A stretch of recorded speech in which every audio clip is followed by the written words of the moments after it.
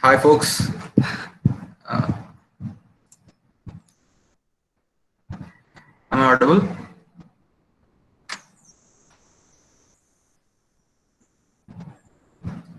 Yes, Venkatesh, you are audible.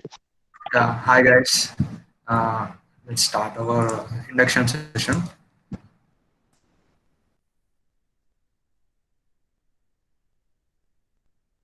Yeah. Hello, all. Good morning and welcome to DSC VJIT. I'm feeling very happy to see you all here on this pleasant morning. So, yeah, my name is Venkatesh and I'm from Vidyajyoti Institute of Technology. I was selected as a DSC lead by Google recently. Currently in the third year, computer science engineering, and working with many other student organizations, communities for social solving social problems. So yeah, I want a confirmation from you. Have you registered in this website, BSc Global Platform?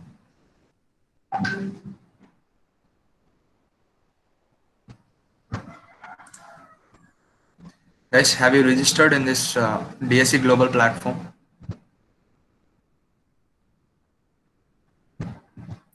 Just Guys, everyone, please respond in the chat box because this is really important.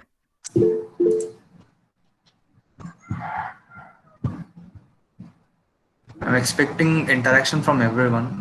Please interact. Can you please share the link? Yeah, sure.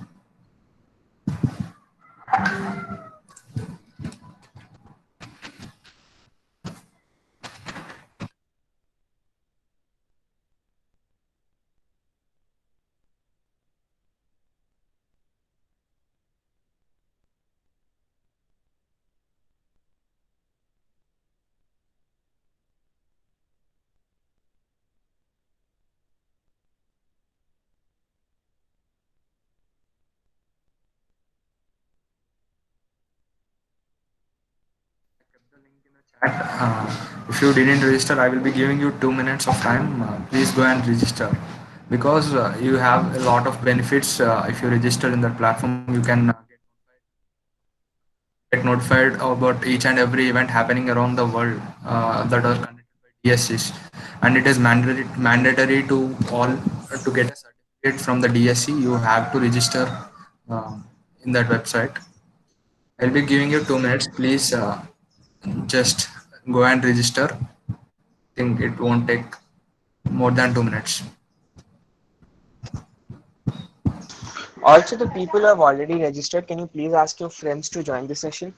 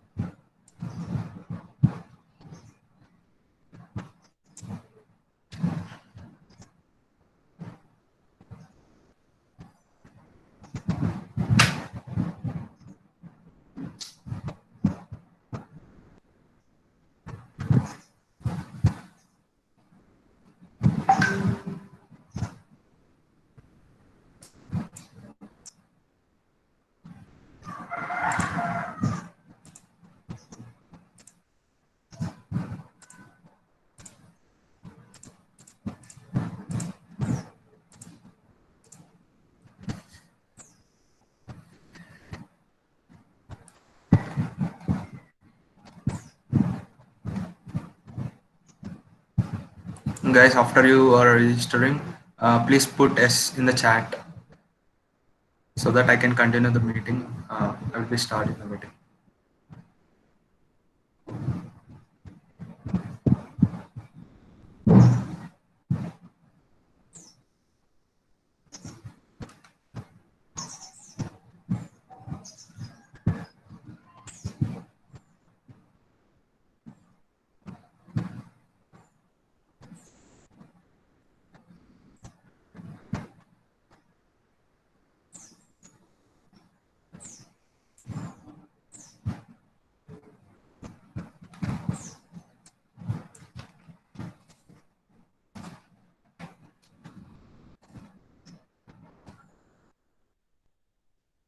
start our meeting.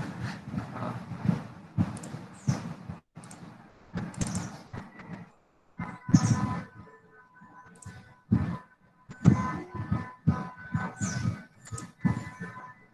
yeah, let's start. I think everything is fine.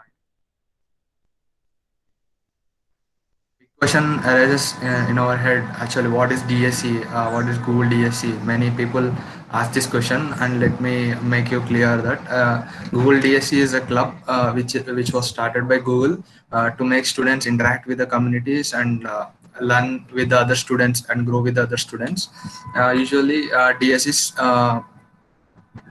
solve local problems and community problems mainly. And for every year Google conducts a solution challenge with the DSEs, and we will be taking all our projects and taken to the solution challenge, so that from every country they will select each project, and the top 10 projects will be given rewards. Yeah, and the main motive of DSE is to bridge the gap between theory and practice. And there are around 278 clubs, and in the 120 plus cities in India, and 1000 plus clubs around the world. That is how big the DSE is.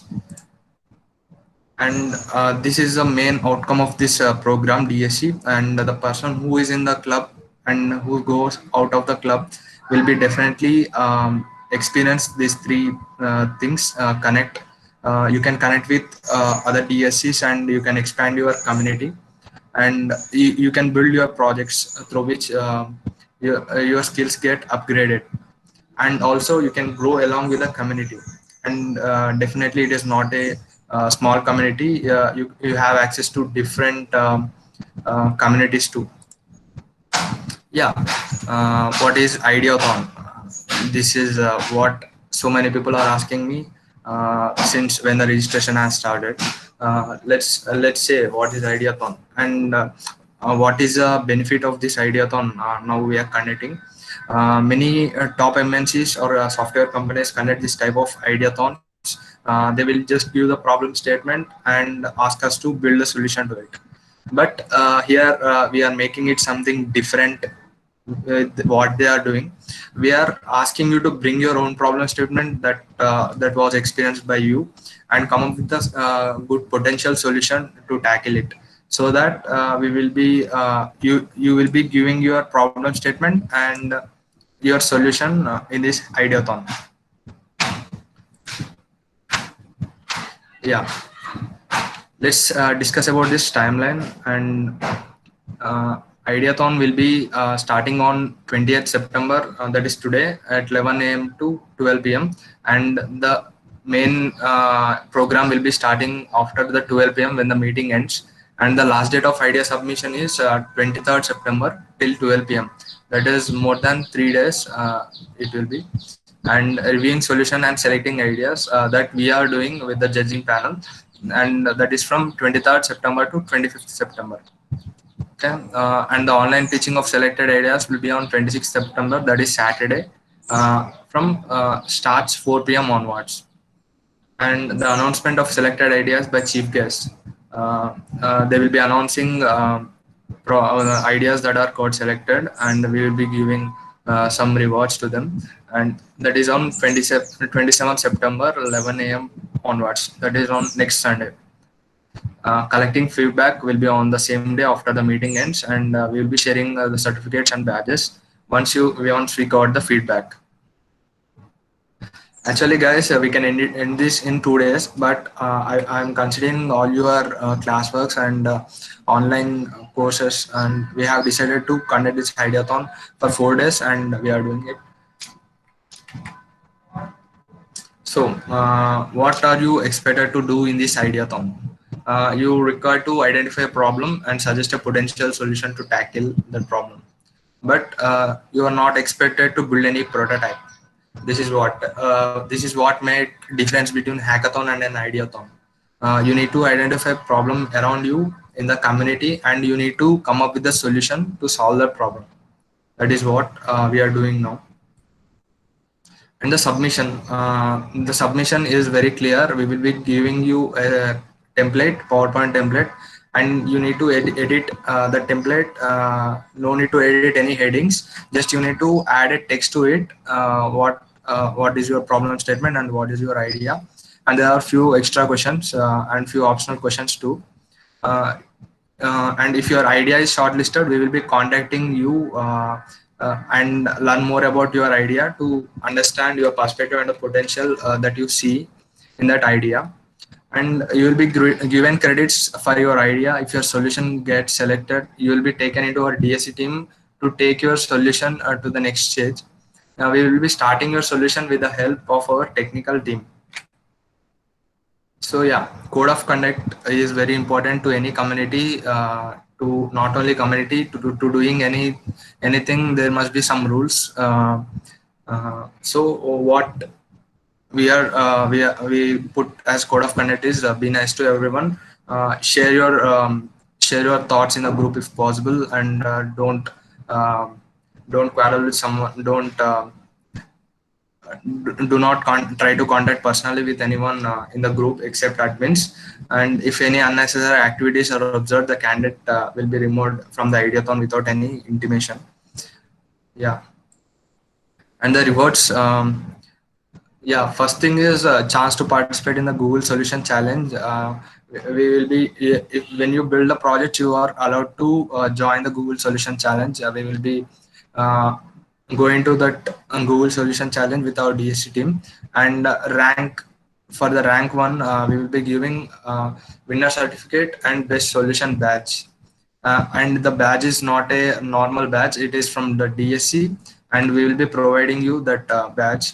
And rank 2 and 3 will be given a winner certificate plus student innovator badge.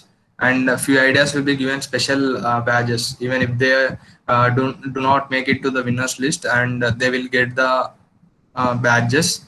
That means if you are not selected in the 1 2 3, also you will get a badge. That depends on your idea. And participants tickets will be given to every individual, that is common. And we are given access to join our DSC VJIT community, and that will be after the ideathon ends. So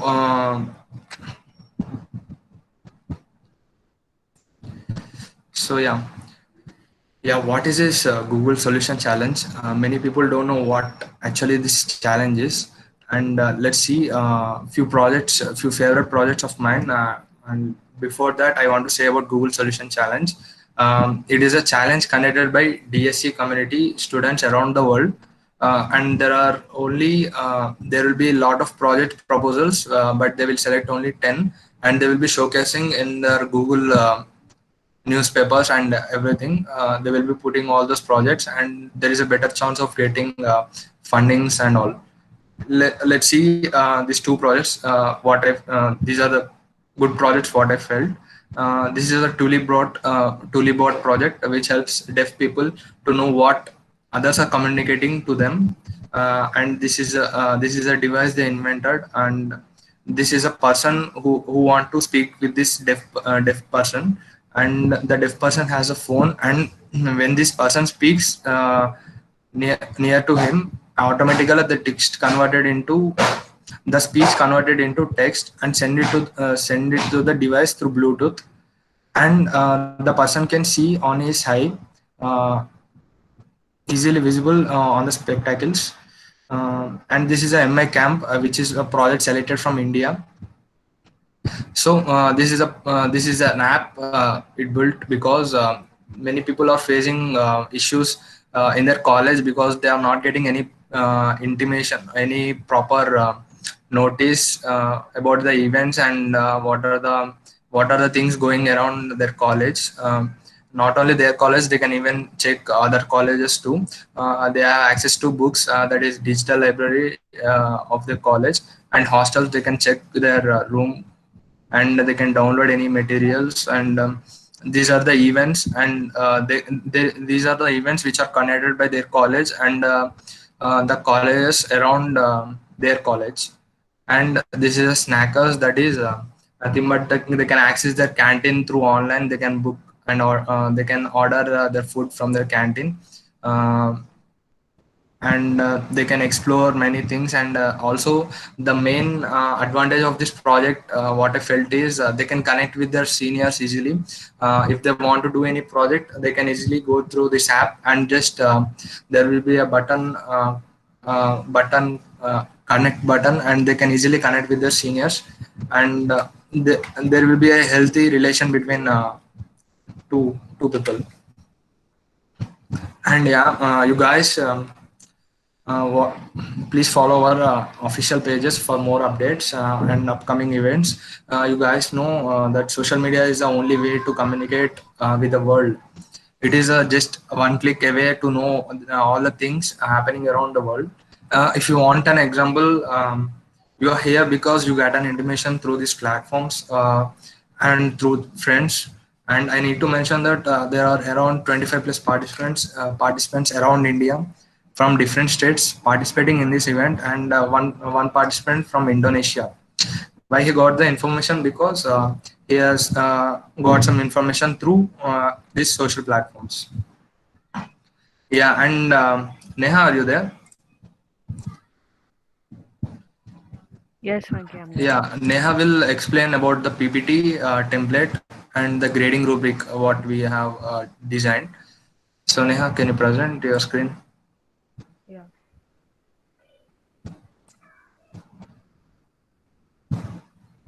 Hey guys, I'm just going to show you the basic PPT template. This will be mailed to you, and there is a standard thing which we need to follow before you submit your idea. So this is the main, like your details along with your city and state, and whatever headings are there. 1 minute, sorry. Yeah, and whatever headings are there in these slides, you are not allowed to change them. You can modify this part of the slide, and you can insert any pictures if you want, or anything that will support your problem statement or the research you have done. So for the problem statement, we do not expect you to fill up the slide with a lot of sentences and everything. Just simple, straight to the point definition is required. And the next slide, you need to define why you have chosen this problem. Basically, what exactly motivated you to take up this problem, whether it is because you have been seeing it since your childhood, or you have some kind of role model who has inspired you to take this problem, or anything. And next slide, this is the core of the entire presentation. This is your potential solution. Your idea comes here. So a process flow diagram will be helping us to understand you better about this. This is nothing but basically kind of a flow chart about how you will be implementing your solution. The next is project objectives. So like here you will be listing down what exactly you're trying to achieve through your project. What are your goals? You need to set some targets. Everything will come under this slide. And here is the project scope. Like, okay, fine, you have an idea, you're doing a project, but for whom are you doing the project will come in this slide. So suppose for an example, you are designing an application to help farmers, remote farmers. So if your target users are farmers, then what's your scope? Is it farmers inside your city, in your state, or you're planning to maybe set up a chain in the entire country? So you need to clear your scope definely, and how will they be benefited by using your solution, that also you need to mention. So, and after this is approximate budget or expenditure. So like your project will consist of many stages or maybe many sections. So the approximate budget split for every section, please mention it clearly, and try to make the approximations as accurate as possible, because that will help us in implementing it more better. This is a technology stack. This is optional because we have already told you that to participate in this ideathon, you do not need any technical skills, but you can do a bit of research on your project and find out what kind of technologies you will be needing to implement this project. So if you just list down the technologies, then our core we can make our core team ready even better. by based on the technologies you have listed down for your project. And this is a supporting material. This is also optional. I'll be talking in detail about this when I explain you the grading rubric. So basically, what you can do is, in the form which we are going to send you to upload this PowerPoint presentation, there will be only one slot to upload your PPT. So whatever research you have made about the project, it might be videos, it might be links, it might be documents, or you yourself can make a 1 minute video. I'll be talking about that.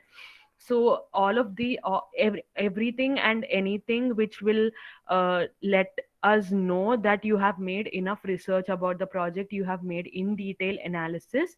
What you do is you just create a folder in your Google Drive, and dump all the files over there and provide the drive link access over here.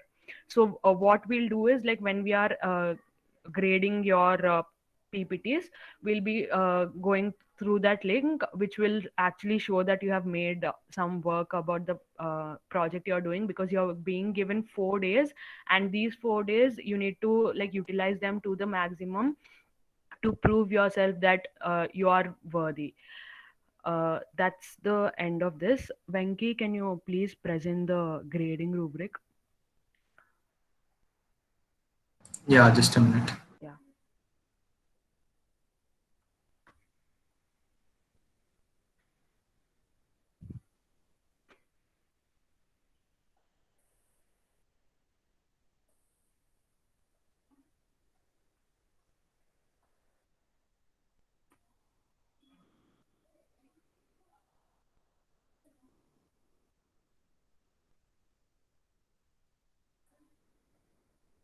Yeah, so this is the grading rubric, guys. As you can see, like, we have divided the grades into excellent, good, average, or poor, but it still depends, because you're not going to be given any A grade, B grade, or anything like that. You will be given points based on this grading rubric. So first thing what we are going to test you on is your clarity of thoughts. How clear are you about your project, your aim, your goals, your targets? So like, if you have mentioned the problem statement clearly, you are aware of the need, you have mentioned this changes which can be brought through your problem, will be giving you a straight excellent. Otherwise, if your problem statement is clear and you have a kind of basic idea about the change, you're still good.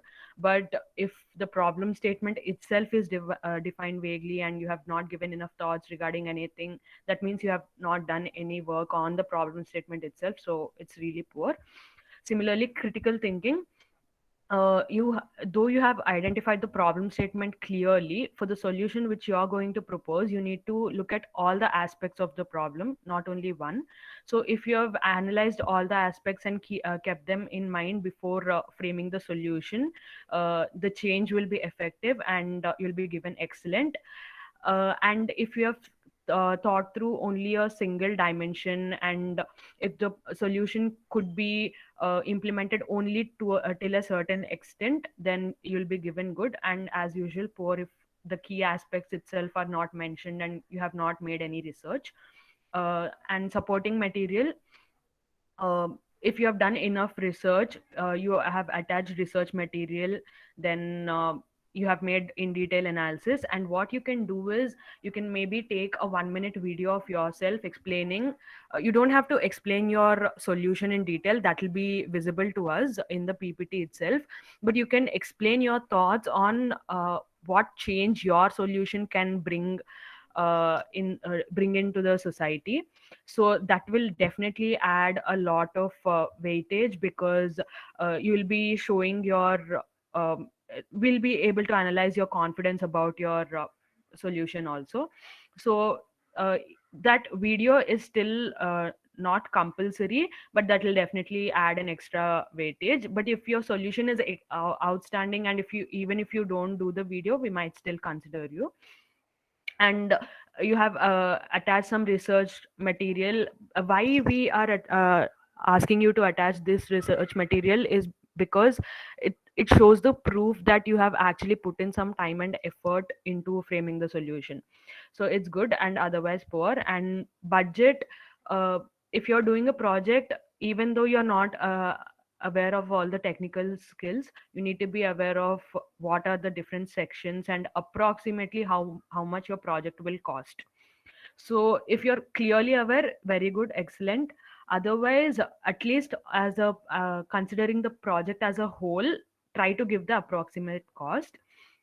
And if you do not have any idea, or like your the costs you're putting are very very impractical, like suppose something costs about 10K and you have given some 50K, or something costs about 1 lakh and you have given only 20K, something like that, just try not to make it too irrelevant. And the final thing is scope. uh, the scope should be listed down clearly, and this is another important thing, because if you're doing a project for the community, you need to know for what community you're doing the project. Is it a small one or a larger one? And if it is a small one, and if you want to extend it further in future, then you need to have a clarity about that, because uh, based on the scope of your project, we'll be working together. So that's about the grading rubric. This also will be mailed to you all. You can go through it, and if you have any doubts, like, you can reach out to us at any time. And I hope like you got a basic idea about the PPT, how you need to submit, and how we are going to grade you. That's it from my side. Yeah, that's fine. That's fine, Nayan.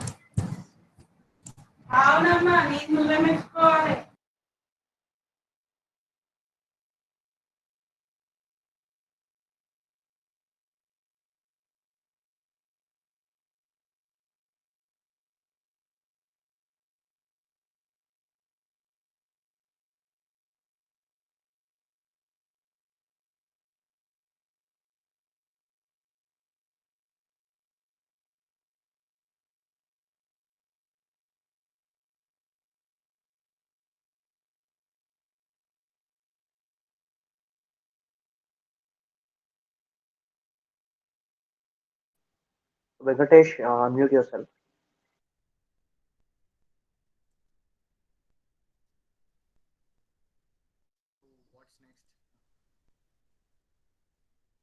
Guys, we planned a technical session on few domains to bring up the basic knowledge on what are the domains, what are the things which are booming now. The session is just to increase the exposure or reach for your problem statement. Guys, and all your queries will be answered at the end of the session. I think we can wrap the session by 12:15, I guess. Now let's we can start our technical session. I promise that you will learn something new about these technologies that can be used to solve real life problems. Now we will be starting our technical session with our Google DSC technical team. They will be giving you an overview of the technology by showing few best projects done by them and a few best projects that are around us. So yeah, Anirudh, are you there? Yeah, hello Venkatesh, and Yeah, hi Anirudh. yeah, hello guys, everyone. I see 81, I see 79 people over here. Good morning to everyone here. So it's a Sunday morning, and I don't want to waste your time. And we promise you, we won't take much of your time, guys. We'll just present it quickly, and we'll see that we'll provide much information as we can. So here I am presenting my screen. So Keshav, are you ready? Yeah, Yeah, great. So guys, is my screen visible? Yeah, yes, Anirudh. And guys, it is highly I really personally recommend you to turn on your videos. It would be really great. It would be an interactive session if I see your videos on. So yeah. So yeah. without further ado, let's start. Yeah. So So Keshav, are I'm you? Yeah, your voice is breaking. audible, right? Yeah, you're audible now. So you can start. So Okay, yeah, just a minute.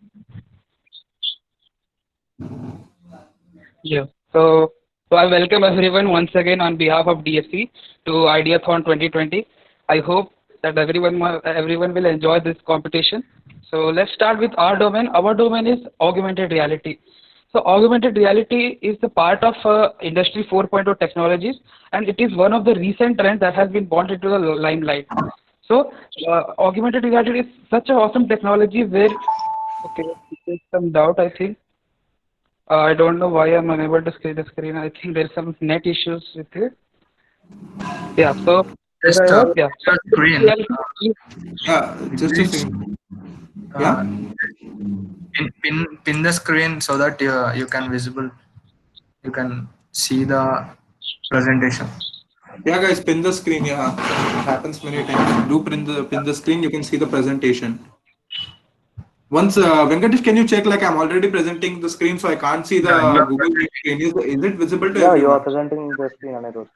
Yeah. Okay. Great. Okay, sure. You can continue. Sorry for the interruption. Yeah, so it is one of the recent trends that it is such awesome technology. Like you can literally see the things that are not there. You can 3Dify the things in a virtual. You can push virtual objects to the real world. So let's see what we could do with augmented reality. So first, let me tell you what is augmented reality. In simple terms, it's combination of real world plus virtual objects. In non-simple terms, it's like superimposing computer-generated graphics into the user environment, depending on the user dimensions. It's complex, I know it's difficult to understand now. So let's see how it works. Let's see, yeah. So how does it work? So basically here is an example of marker based AR. So you can see a tablet or a phone or a device which you will be having. You will install the Android AR application or iOS AR application in your device, and there will be a target image which will be recognized by the camera of the particular application, so that when you launch the application, the camera will get open, it will scan the target image, and it will project the 3D or computer generated graphics over the target image. This is just an example of marker-based AR. And let me tell you some real-time examples like many of us use Snapchat. There is a feature in Snapchat where you can use augmented reality, where you can push 3D objects, emojis into the real world. And let me tell you one more fascinating example, which made everyone went into craze. That is Pokemon Go. A year back, I think, everyone was 2 years crazy back. about that. 2 or 3 years back. Okay, yeah, 2 or 3 years back, everyone was playing into the streets, everything. Yeah, that much how awesome it is. Next slide. Keshav, thank you for here. So, guys, my friend has given you a quick example, like quick information about augmented reality. So now here I am going in little bit deep into the technical terms. So dense material ahead. So I'll make it as simple as I can. So the types of AR we have just classified into the 4 types. The first type is marker-based AR. So in the previous slide, as you have seen that there is a target image which is recognized by an Android device or another Android or iOS device which has an augmented reality support built in, and as the target image is scanned, so 3D images popped out. So this is about the marker based augmented reality. Markerless augmented reality is as the word says, there is no marker over here, so we directly can push 3D models into the atmosphere. Example, Snapchat, Pokemon Go, those are the best example I can give it. Okay, projection based AR. So I personally feel projection-based AR is the future of augmented reality, because, like, as you can see in the photo over here, so the woman is using a phone using her like hands. So we are just projecting an augmented reality over here, and it is quite interactable. So it might look like as a it might look like as a hologram, but it isn't. So superimposed AR. Superimposed AR is almost like a marker-based AR, but here instead of targeting a 2D plane, here we are targeting a 3D object. So in here, a man hand is a 3D object which is targeted and bones is projected. So here it is about the technical terms. Now, just let me jump into the scope of AR. People might ask, like, wow, what is the scope of AR? Why should we use it in our projects and everything? So, guys, this technology is widely it's been used in every part of technology. As if you are aware of here, so many of the phone launch has been augmented reality launch. So recently OnePlus Nord launch was also, I guess it was a augmented reality and augmented reality launch, and even Samsung has also launched their augmented reality showdown. So So that's how it is been used now. So commercialize. This augmented reality technology has started being commercializing since 2000 2006, where BMW has used it. So that was the point when it started to be commercialized. So scope of AR, it can be industry. It can be used in industry and manufacturing, healthcare, education, game development. So game development, I'm like literally a big fan of game development in augmented reality. We have also added a GIF. You can see which is the high quality of the game played in augmented reality. And engineering, visualizing 3D models. So what could we even expect, like projecting the 3D models into the plane, into the environment, and learning from that. So that would be great, right? So yeah, let me jump. Here we have covered all about the augmented reality. So it is a summary. We have augmented reality. We have a virtual world. We have a reality. We mix it. It comes the augmented reality. Yeah. So here it's about the augmented reality. So people might. What is the start? Where should we start? So guys, for building a proper under augmented reality, we started with Unity, but I agree it takes some time to learn that. But if you're a new learner in this, I personally recommend you to go with Echo AR. It's very simple app, simple and yet powerful. So yeah, there are another optional engines which are your Unreal engines, and we have used AR Core and Vuforia. So that's Anirudh, that's about it. Anirudh, Yeah. can you just go a bit slower because it's really going fast. Okay. Just go. Yeah, it's over, right? Now we will Thoda show you hurry. the projects. Yeah, So sorry thoda guys, hurry. like we are a little time specific. It was little bit time specific, so we were bound to time. If is there any part to like what should I repeat or scope? No, I meant just explains a bit slowly. I'm telling that's it. Okay, okay. Yeah, just So yeah, It's yeah. completed now, I think. it's completed now, I guess. So Keshav, my friend Keshav will Yeah. directly jump into the projects of AR. So I'll stop sharing my screen. Yeah, guys. So I will just show my screen. Is it visible? Hello? Yes, Yes, it's Keshav, it's visible, visible. Keshav. Yeah, okay. So I will show you the application. So here is our application which we developed. This is EduAR. I will launch it.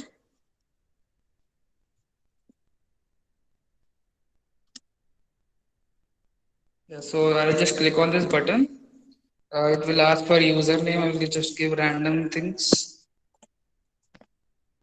So just log in. So here it will say you to choose three disciplines. I will first go with engineering. So in this we have provided three models. I will go with motor. So it will automatically open the camera. So here you can see it's a theory part of DC motor. Now it's target image. So I think you can see here. It's visible, right? Yes, yes, it's visible. So Yeah, I it's think it's visible. big. I know it will be lagging a bit. So we can't do anything about it. Yeah. So this is the example of motor. So if I click on this, you can see the dissection of the machine. You can see here. Yeah. So now I will just go back and show you another thing. I will click on rotor. Yeah, you can see that thing here also. Next thing is next thing we will be showing is uh, it will be a transformer. So yeah, so here you can see right a 3D view. You can take a 360 view. So this is basically an application of AR into engineering. So for medical, I have a separate another app. I will show you that. So here is the application for medical. So this is the application. So this is an example of markerless AR. So in markerless AR, we don't need any kind of target image. So without target image, we can do things. So I will just click on this. I'll just log in. Yeah. So first I will go with skeleton. Yeah. So here it's asking for plane. You can see. So if I just click on screen, yeah, you can see right. Yeah, Keshav, it's visible. Yeah. So next thing is I will show you.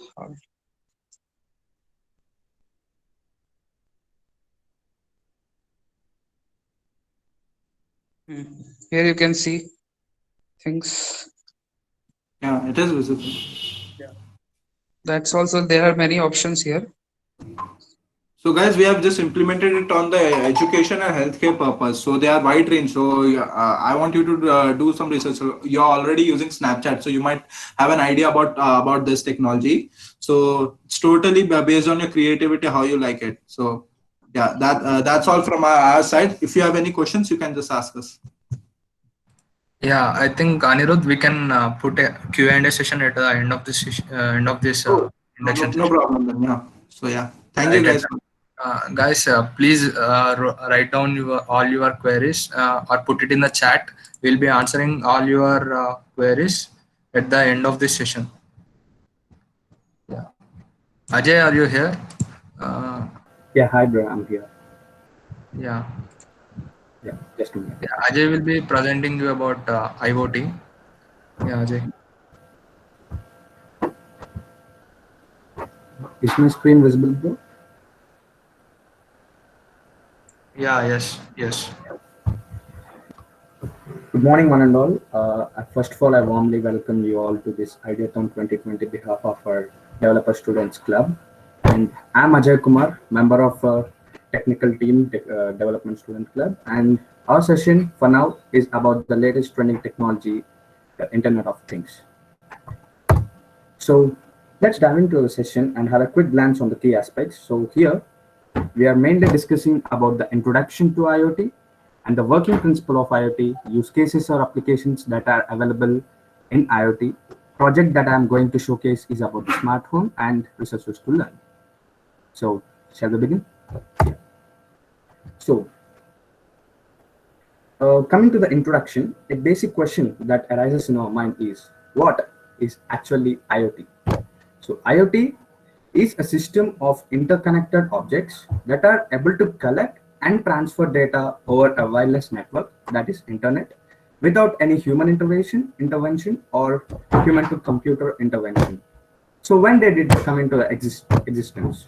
So earlier in 1967, the first IoT based device that was built is ATM, and that was built over internet. And the term IoT was coined by Kevin Ashton, whom we firmly call the father of IoT. So here are a few memes which depicts the importance of IoT. And point to remember is that it's just because any smart device can connect to the internet doesn't mean you have to connect it. That is, there is no human intervention. So let's discuss the working principle.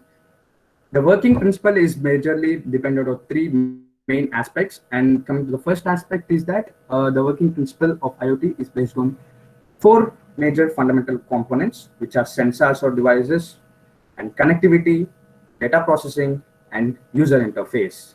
So these all are combined into the hardware using its architecture like Arduino and Raspberry Pi 2. And there is a bit of coding to it, which can be done using programming languages like C or C++, and a few communication protocols and technologies like Bluetooth, Wi-Fi Direct, transmission communication protocol or internet protocol, and many more. So what are its use cases? So as of now, in our day-to-day life, we see a lot, enormous applications of IoT, like in our smart watches. If we want, while we are going to a jog in the early morning, we can see how many calories we are burning, and it's all that wearable contain the IoT modules. And even in smart homes, we are making our refrigerators become smart, like standard cooling time, we can set it out. And fleet management, nothing but management of vehicles like cars, trucks, and etc. And nowadays in vehicles, there have become many advanced, like we can automate our radio buttons, and we can manage our favorite music through a single button. I mean, single say, or what it can be, many more. So IoT is also featured in various sectors like in healthcare, education, agriculture, and energy applications. So it is believed that by 2025, a number of 75 billion devices will be connected to the internet. And as of now, there are 15.41 billion devices that are connected to internet. So these are the various applications we have right now, which is in education. We can say we can put a check to the chalkboards which we are using now, and attendance monitoring. Hold a second, guys, 1 minute.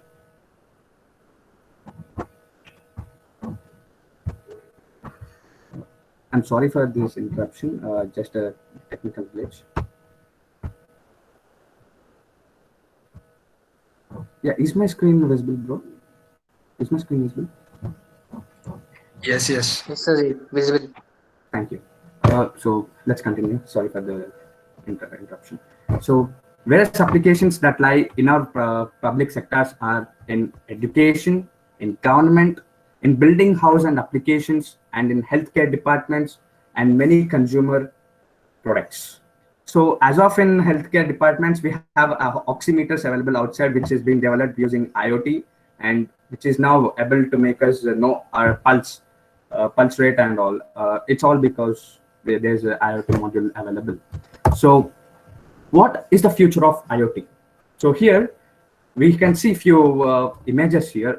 First of all, the first image which depicts that there is a world's first IoT based smart factory in Nanjing in China, which produces smartphones without any human intervention. And this is believed to be the first IoT intervention to be happened.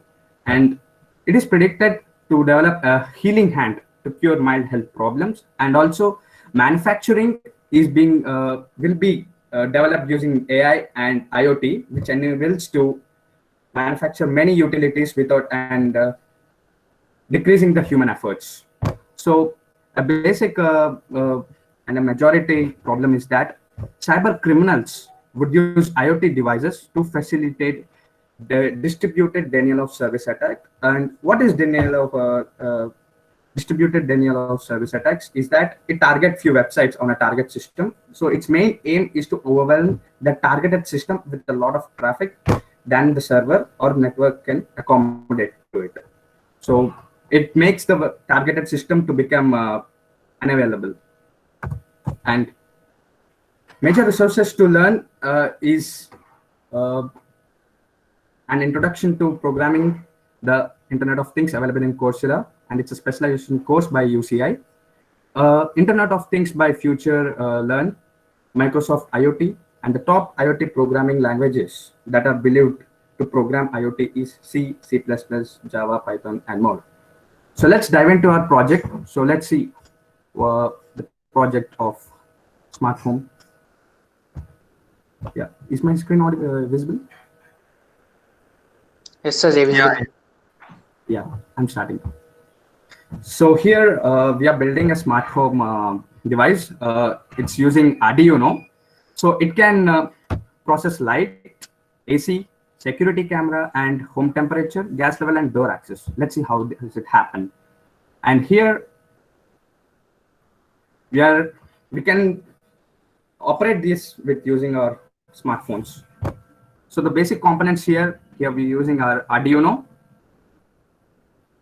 and few tools to make the infrastructure. And yeah, how we are going to install is that let's shield over the Arduino and connect all the peripherals. And this is a video of detailed building or installation of smart home display.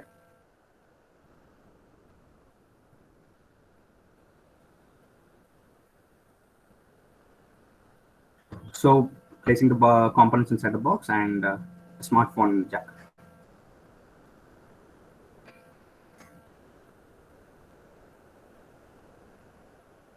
And we will choose the shields from our smartphone.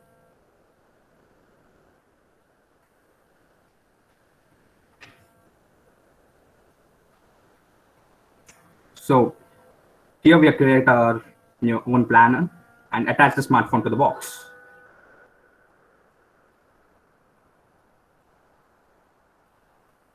Yeah. Now let's see it's functioning.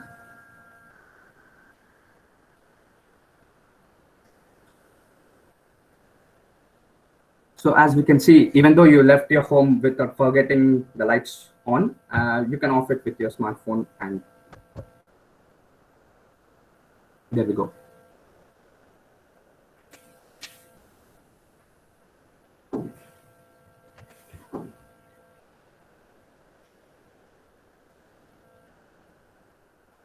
And often we can take camera shots if we get any for security reasons, and the images will be mailed to us using smartphone.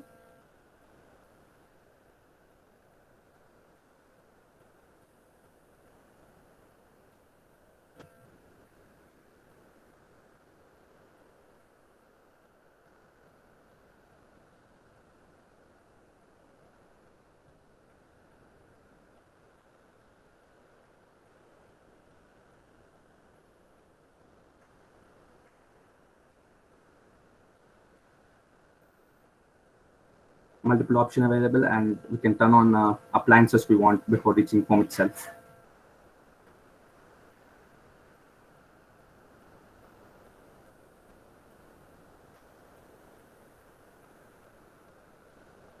So for security reasons, it would be asking us to know our fingerprints, and so that there would be any.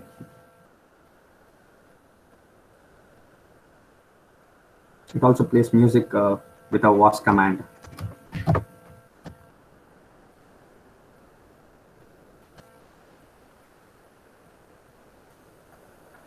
So even if any gas leak or any such things happen, this IoT device will inform us immediately with an alarm buzz. Yeah. Thank you, guys. Thank you for this wonderful opportunity, and have a good Sunday.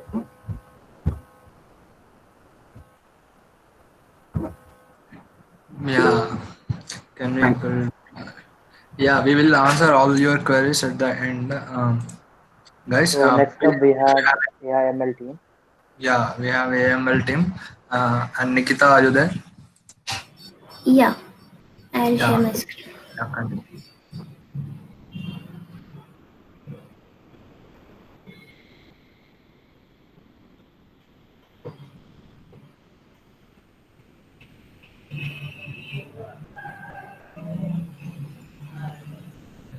So it's visible? Yes, yes. Okay. Good afternoon, everyone. This is Nikita Naidu from DSC AIML team, and I would be sharing few insights on ML and the way you need to formulate your ML idea. So let's get started. Machine learning has been one of the domains which has gained value since the past few years due to the power of automation. So what is that an ML model does to make things easier? Simple. It is just put under a certain environment and learns how to be a good model by trials and errors. That's what self-learning is, right? It exactly does that. Have you ever thought why ML has gained so much popularity in the recent years?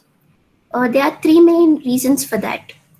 First being the huge chunks of data with the increase in internet speed. The second being the progress in the research field, which is coming up with algorithms to code better. And third being the support and demand from various industries, be it the IT, medical fields, etc. Now let's see some applications related to ML. We can use them for image or speech recognition, for email spam filtering, predictions on weather based on past data, training predictions, and many more. Till now, we have covered ML and its usage. Now we'll be looking into some tips which you guys can keep in mind while planning your ML idea. So these are the 4 points which you need to keep in mind while you think about an ML model. Let's look into it point by point. Persistent data storage. See to it whether your data is in the form of image pixels or tables. That way it gets easier to fetch data. Interfacing with hardware. Thinking about collaborating with IoT if needed. Use of libraries. Just have an idea on what libraries you'd be using for your code. Will it be NumPy, OpenCV, etc.? And finally, have an idea on which algorithm is used for your idea. That will help you to better come to conclusions whether your idea is feasible or not. So now my teammate Pawan will be explaining the working of 3 projects for you guys to get an idea about ML model. So thank you, and over to Pawan. Thank you, Nikita. Wait, I will present my screen. Yeah.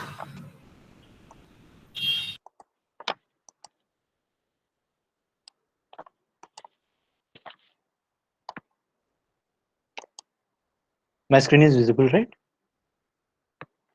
Yes, Pawan, yes. Hey guys, as we come to ML and AI applications, they range from daily usage to industrial level or corporate level. When we come to daily usage, we can see the Netflix, Amazon, etc., which use ML based recommendation systems in their apps, which, and also AI voice assistants like Google, Alexa, and Siri, etc. When as we consider the applications, we can see the self automation of cars and chatbots and AI in gaming, AI in health sectors, many. Let me show some projects which are done by my teammates. The first project I will be showing is done by my ML teammate Nikita Naidu, named Invisible Cloak from Harry Potter series. This is a basic OpenCV project, OpenCV project where she uses two programs to become invisible.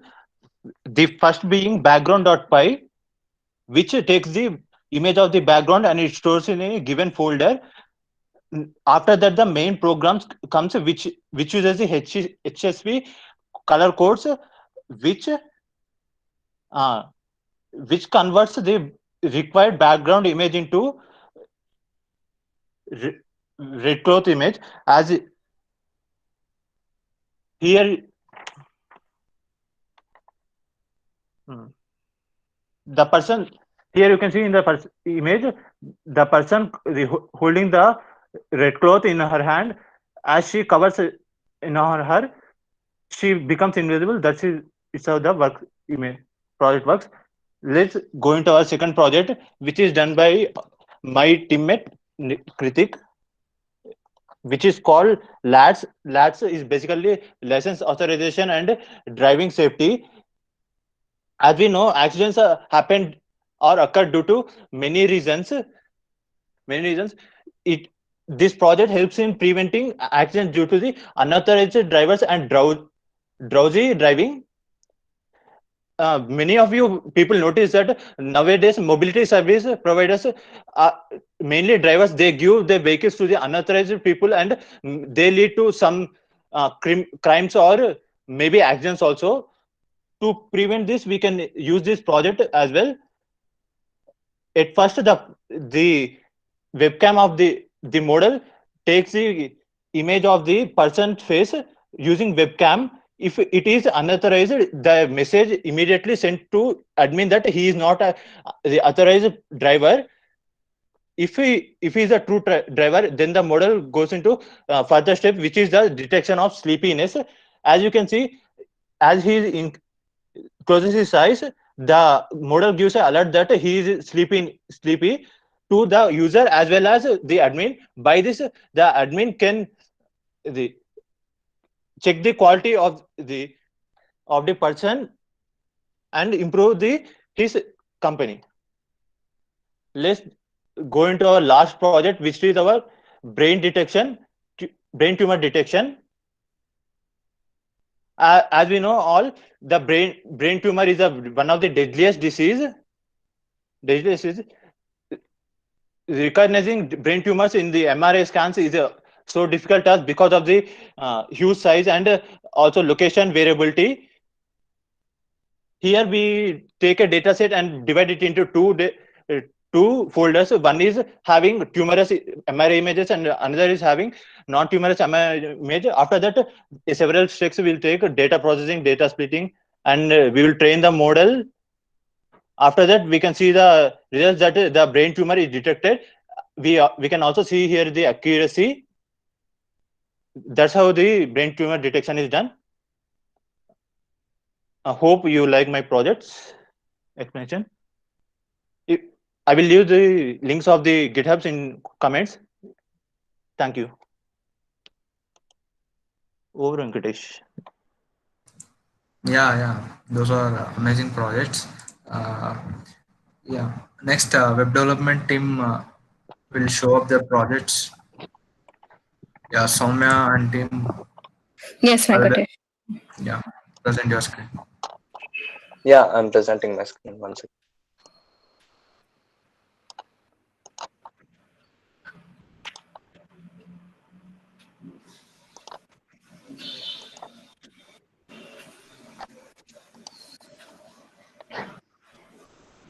Good morning, Is it everyone. visible? Good morning, everyone. I am Dhanush, and I am here with my teammates Nitish, Tarun, and Soumya. As you know, we are the web development team, and I hope you enjoy and learn something new today. And I am here to introduce about web development. So, what is web development? Web development is the building and maintenance of website.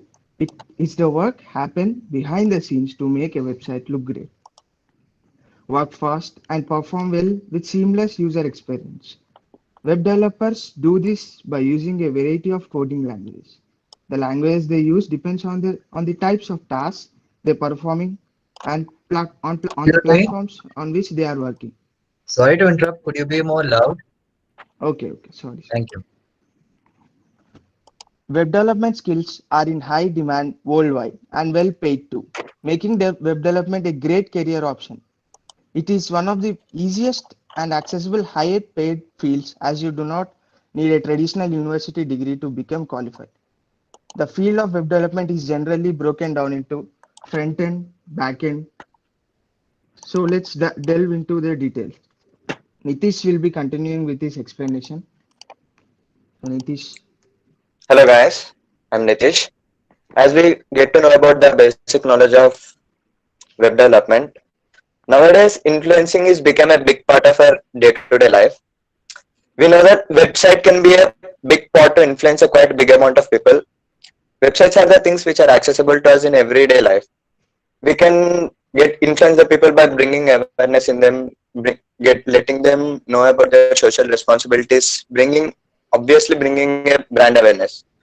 Okay, now let's say that you want to host a company. How do people get to know about the company?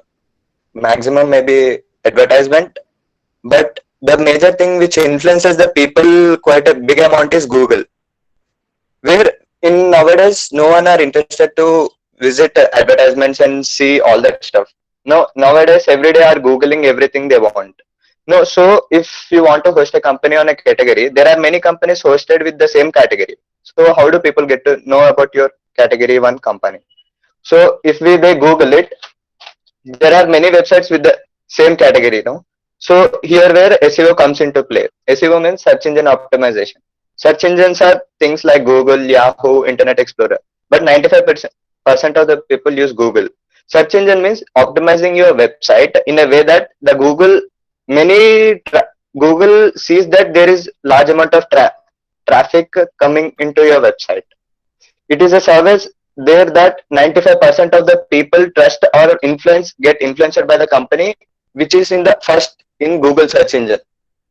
Website is a quite big amount to influence the people, may it be your own company or content making or helping the community, etc. Now let's talk about how to make the process of making the website. There are steps: requirement engineering, wireframing or prototyping, development, testing, deployment, and maintenance. Requirement engineering means making the concept of your website clear. May it be your own company or it can be hosted by any client from yours. Creating means getting new features, unique features onto your website. Like if you want to influence people by creating a website on entrepreneurship, creating a chat box in it, making meeting available in your own website, unique features so that people can attract to your website. Wireframing means creating a basic outlook of your website with dummy text, the buttons, the placements, etc.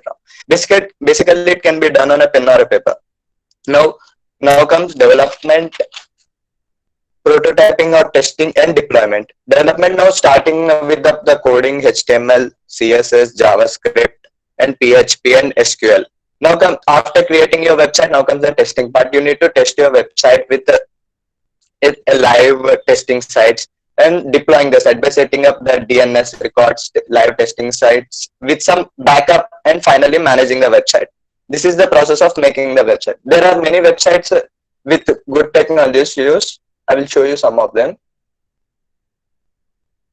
This is a website of Metro Cannabis, and it is a award-winning website in 2022. It's a design and graphics. These are all the things, the movement things. These are all done with CSS, HTML, JavaScript. Maximum of them used is JavaScript and React.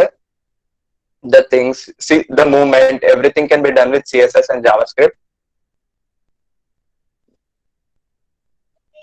I'll show you one more website. This is a website. Everyone likes chocolates, no? This is a website of a simplychocolate.dk company. These are all the things which are done with CSS and technologies.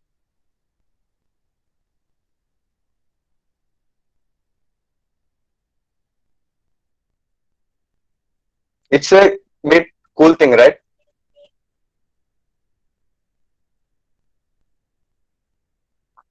Now these are some of the websites which are done by companies, big companies. Now it comes the back-end and front-end part, coding part.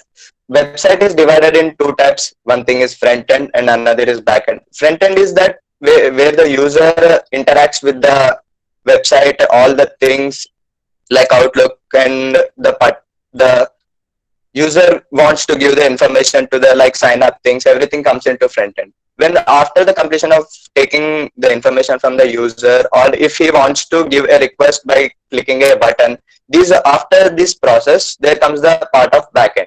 To take your website to a next level, there is a necessity to have a backend development to your website.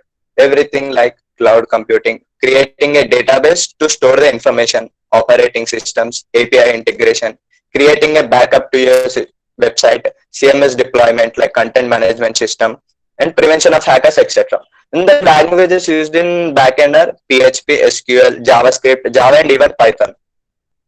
Now next, my partner Soumya will continue. Yeah, Nitish. Yeah. Can you change the slide? Right. So now let's talk about web development stacks.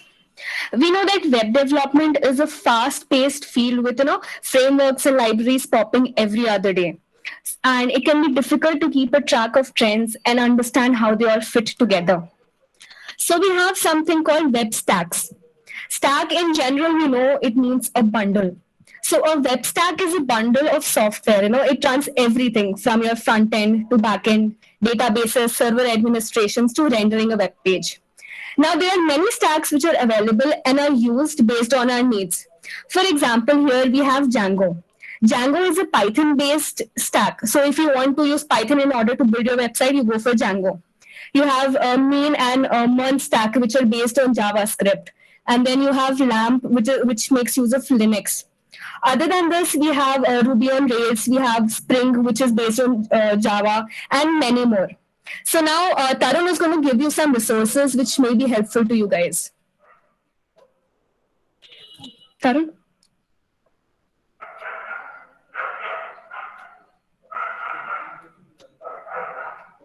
Hello?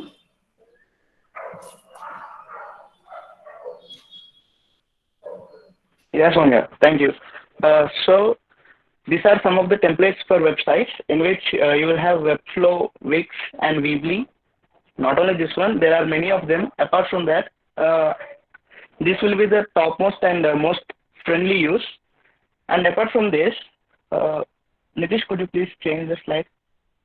And if you wanted to do some projects or wanted to learn some web development regarding things, so where will you start? So in this thing, we will consider these W3 schools, Udemy, FreeCodeCamp, Coursera. Not only this, there are some blogs to follow. They are Codetest and Smashing Magazine, SitePoint, HandleCat, CS Tricks. If you are not familiar with blogs and these courses, you can follow YouTube channels where there are They are free and most friendly to use, which are DevTips, Learn Code Academy, Google Chrome Development, Free Code Camp, New Boston. So if you are familiar with that, you can also automatically perform some projects kind of thing and make your website eco-friendly and something like that. Okay, and Nitish, could you please? Okay then. If you have any queries, we will discuss it at the end of the session. So thank you. Have a good day. Yeah, I think everything went fine, and we'll be starting our Q&A session now. Guys, if you have any queries regarding Ideathon and this technical session, you can please unmute your mic and directly speak to us. Also you can put it in the chat. Yeah. Yeah, I have a question. Yeah. Yeah, Ronak. 1 second. Yeah. So in web development, so right now I'm building the I'm trying to build a website through Wix. Okay. Hello. Yeah, Yes. yeah. Okay. Yeah. Go on, Ronak. Yeah. So I mean because I'm trying to build a website through Wix. So in the future end for I mean it's mainly for my startup as a as a initial product.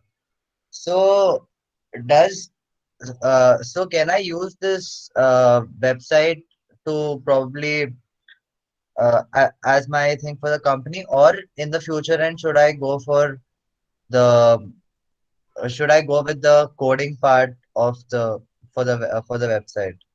Should I Let me directly do it answer from your Wix? question, Ronak. So, Or when you are using Wix, you'll have www your domain name dot your wixsite.com, right? So that particular website is hosted on the Wix server. That means the Wix server is not you are not owner of that particular server, and you are not owner of that particular uh, say database which you are using. So what I recommend is you want to build your own website for your startups, right? You have templates online available, mostly you have Weebly and stuff, so that you can pay some amount to them, and you can uh, remove that wixsite.com so that you can get a plain domain. For example, say produence.com or google.com. yeah, I have already bought the domain. Okay. Yeah, So, do you want to code your website, or you want to develop using some languages or stuff? see, I am not from a coding background. I Okay. am so I mean I study in SRM and my branch is mechatronics. And yeah, so like I wanted a suggestion too. As you know, more than websites, people use app more. Okay, so what I had an I what I wanted to do is instead of for the initial product, I mean before I go to the investors, what I thought of is that I will directly I will just make the website as of now and then convert it into an app by using the WebView function. Am I right? Yes, you can do that. Yeah. So I mean, so will that so for example, if you take Udemy, the whole Yes. site is like I mean I mean the same format as the site is on the application too. Probably it might be WebView. I'm not so sure.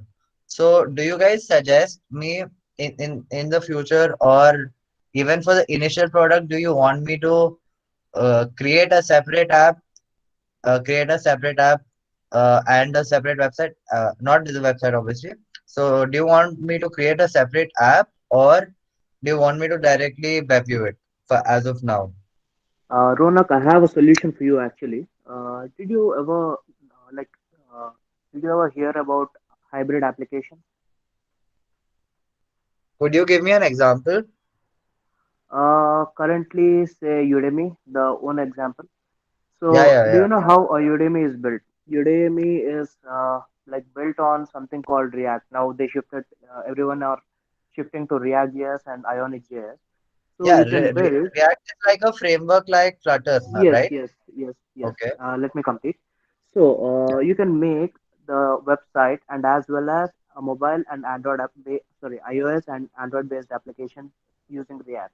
That means with only one code you can write, you can build a website, you can build a iOS application, you can build a mobile application. You need not like write separate Objective C code for iOS or Android code or Java code for this Android application. With using plain JavaScript, you can or React.js, you can build website, mobile applications.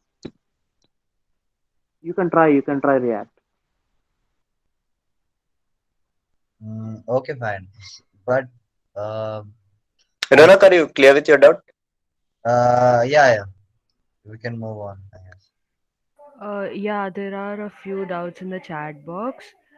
One is later you are expecting to develop the ideathon solution by ourselves. Okay, so I'll take this. See, what we are expecting from you is to provide a detailed idea. That's it. We do not expect you to have all the technical skills or come up with a prototype or anything like that. That's what our technical team is here for. If your idea is really good, if it is going to affect the society, if it's going to bring some change, then we'll take you and you will be working under DSC VJIT. Okay, so it's clear. And one more, since our ideas are not patented, I need a clarity on ownership and about the breach. Okay, so because you are Yeah, providing an idea. I will clear this doubt. Okay. Many people have this doubt because we will be building up we will be using this idea to build a project with you. We will select top three participants, and we will give you our technical team to bring that idea alive as a project, and we will be giving you equal credits what our DSC team takes, and nothing to worry about it, about the patents and all. Yeah, Sai Kumar and Spandan, are you clear about it? Yeah, I'm clear about it. Okay, thanks. Yeah, you will be given equal credits what DSC is taking. Okay, guys, try to on your camera if possible. We will be taking a screenshot, and we will be uploading it to the Google website as a. There's another doubt actually. Where can we learn MySQL and PHP if anyone from the tech team wants to take it? Yeah, you can learn it from Coursera. It is a quite a good platform. I learned it myself from there. Coursera and Udemy are the both good places to learn. It may cost a bit. Now it is free now, but after some time, Udemy is like you. If you are familiar with the basics, you can go with Coursera. If you want it from basics, then you can go for Udemy. Yeah. And there is a question for AR team. Can we build our own 3D models using Markdown? Yeah, so sorry for so there was a question I just rejoined it again, so I think the question is missing. So can you repeat the question? Like, can we build our own 3D models? Is that the question? 3D models using Marker AR. Yeah, Marker AR surely. Like, Marker is AR is a type of augmented reality. When it comes to the building of models, you can surely build it using any of the software. Like, we preferably use Blender over here. There are Blender, Autodesk, AutoCAD, and there are many of the 3D modeling software. So what I personally recommend you is the Blender, because like we use Blender for it, and its size isn't much. It's just around 200 MB. So 3D modeling is also easy in that. So you guys can try that out. Or not, you can. There's an open source in Google also. I don't know the name of that. It's CAD or some. I don't know the name of that exactly. But we have many 3D models over there for free. So you guys can check it out. So yeah. Yeah, I seen a question like how to submit idea. We will be giving you a template. We will mail you once the session ends, and you need to just edit the text there, and you need not to edit the headings, problem statement and the solution. I will show you once again.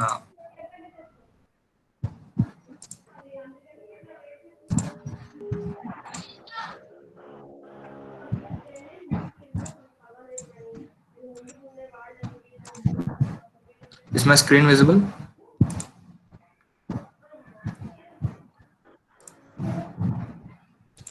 Yes, Guys, Venkatesh, is it's my, visible. yeah, yeah. This is the template. You just need to write what's your problem statement here, and what's your solution, and what's the problem and everything. We gave the headings. You just need to edit this PPT, and we will send you the form. Yeah, and one more thing, please do not make any changes to the headings which are there by default.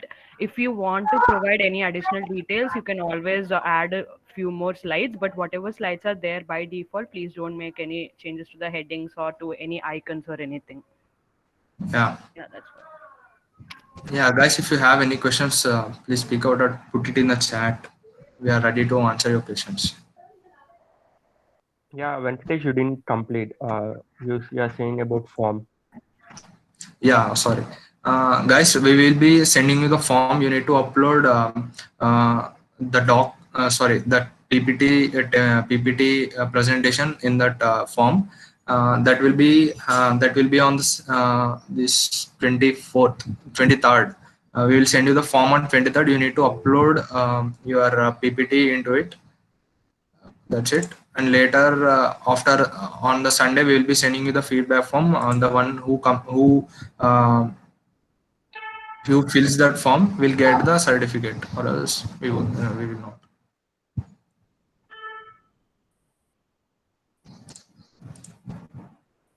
Any more queries or clarifications?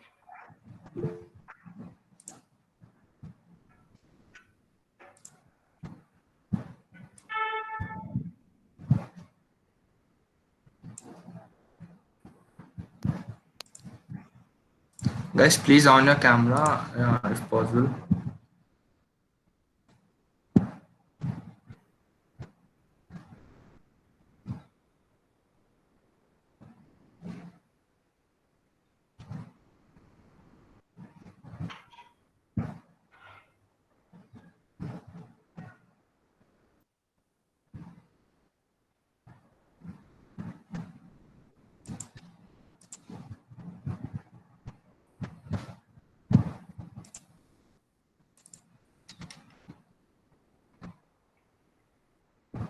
Guys, no more questions. Is there any questions that we need to answer? If you have any doubts, So we're going to please. take, Venki, let's do one thing. Let's take Yeah. questions in the WhatsApp group itself. Like, it's possible, right? Yeah. Yeah. If you have any questions, you can please post it in the WhatsApp group as well. So we'll be answering them soon.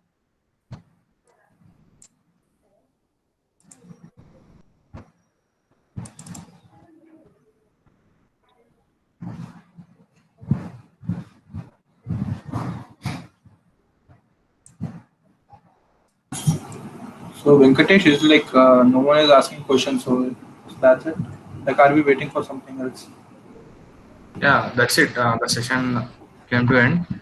Thanks for joining, guys. If you have any questions, please contact admins of the WhatsApp group. We'll be helping you in this journey. If you have any kind of queries regarding Ideathon or DSC, please contact us. That's it. There's a question.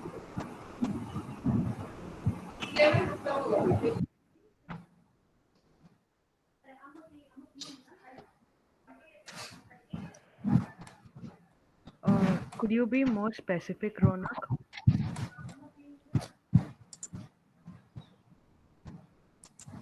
Hello? No, okay, fine. So someone had asked regarding the, yeah, one second. Yeah, someone had asked regarding what if my idea, because my idea doesn't have any patents or something, what will happen?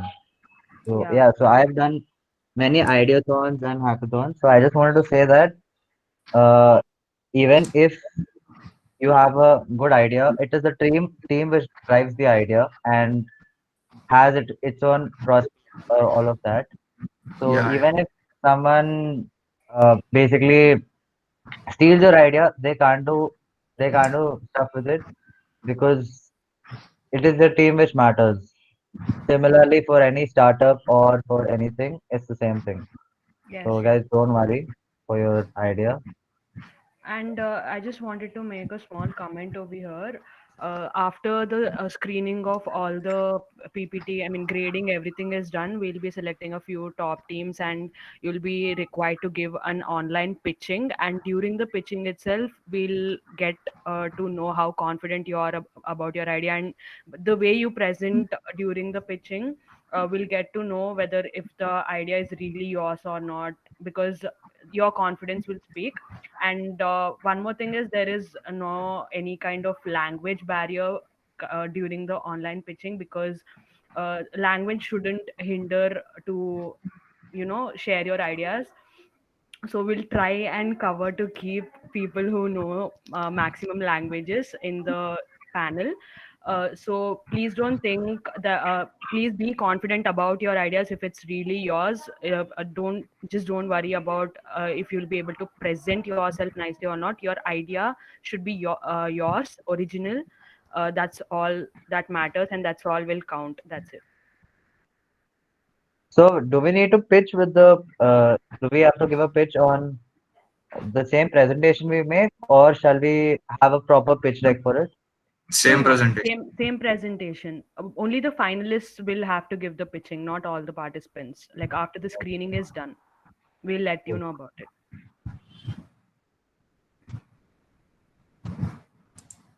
Yeah, guys, that's it from our side.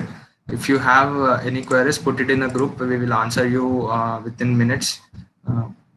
Yeah, we can wrap up this session. Thank you. Thank you, guys.